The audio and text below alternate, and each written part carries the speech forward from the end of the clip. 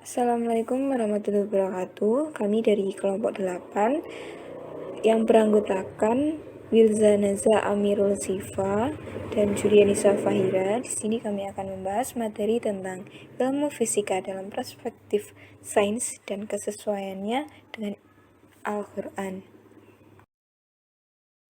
Materi yang pertama, partikel subatom dalam perspektif sains dan Al-Quran.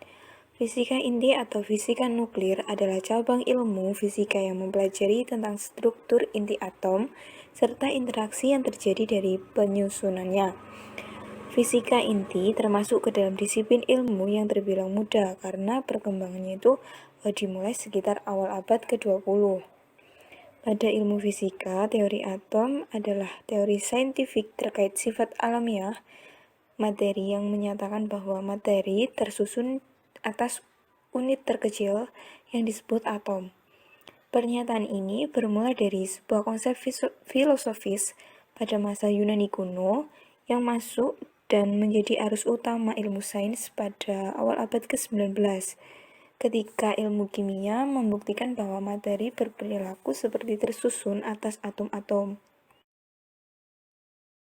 Selanjutnya ada partikel dasar. Partikel dasar adalah partikel-partikel pembentukan atom yang terdiri dari elektron, proton, dan neutron.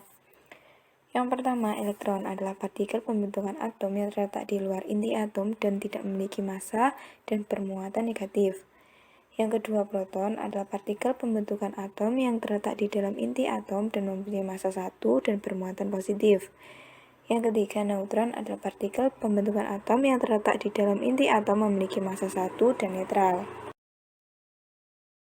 Materi yang kedua, lapisan atmosfer dalam perspektif sains dan Al-Quran. Menurut Al-Qamrawi, sesuatu yang mengemuka di atas permukaan bumi dan berfungsi melindungi manusia yang berada di dalamnya dari terik matahari dan hujan adalah atmosfer, yang meliputi permukaan bumi dari segala arah dan mengemuka di atas permukaan bumi sejauh ratusan kilometer. Lapisan atmosfer bumi dibagi menjadi 3. Yang pertama, lapisan bawah. Lapisan bawah ini berada dari ketinggian 3 km di atas permukaan laut.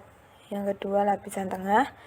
Lapisan tengah ini berada dari ketinggian 3-16 km di atas permukaan laut.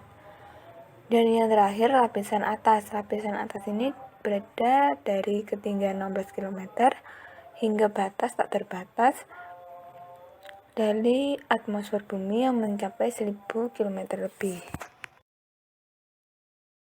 Materi selanjutnya yaitu C. Besi dalam perspektif sains dan Al-Quran. Besi bukan merupakan unsur yang paling keras, masih banyak logam lain yang lebih keras. Bahkan kekerasan semua unsur logam masih dapat dikalahkan dengan intan atau salah satu alotrop karbon. Besi memiliki simbol kimia Fe. Besi terdiri atas isotop-isotop alami atau 54 Fe, 56 Fe, 57 Fe, dan 58 Fe, yang secara keseluruhan menyumbangkan berat rata-rata atau relatif atom besi atau Ar 55,845 gram per mol. Besi merupakan logam yang bersifat magnet, yakni dapat ditarik oleh medan magnet dan dapat juga dibuat bahan magnet atau magnet permanen, karena ia memiliki konfigurasi elektron yang tak berpasangan pada orbital d-nya. Sains modern memberikan informasi bahwa besi yang merupakan logam berat yang tidak dapat dihasilkan oleh bumi sendiri atau planet lain. Bahkan seluruh energi matahari tidak cukup untuk membentuk satu atom besi. D. Relativitas waktu dalam perspektif sains dan Al-Quran. Relativitas adalah teori yang sangat terkenal, tetapi sangat sedikit yang paham dengan teori ini.